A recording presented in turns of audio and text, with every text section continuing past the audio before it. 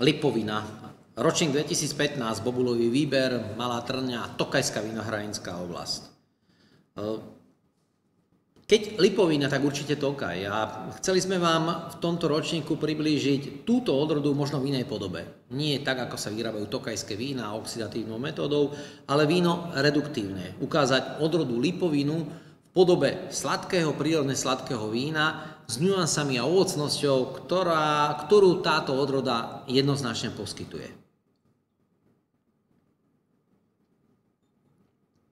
Hrozno dosiahlo cukornatosť 27. Možno nie je to také jedinečné alebo výnimočné na túto oblasť, lebo toto je oblasť, kde vždy svoju úlohu zohráva Botrytis cinera person, tzv. Pleseň ušľachtilá, ktorá spôsobila to, že sa vytvorili cibéby.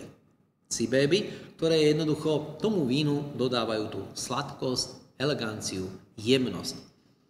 Je to víno prírodne sladké. Nie je to víno na každodenné popíjanie alebo víno na každodenné stolovanie. Je to zákusok, je to delikatesa. Buď ju môžete kombinovať s nejakým jedlom, nejakou sladkosťou, alebo si udajte miesto nejakej sladkosti. Je to nádherné médium a Lipovina ročníka 2015. Ako sa nám podarila tu na západnom Slovensku vyrobiť víno z Tokajskej oblasti, to nechám na vaše posúdenie. Na zdravie.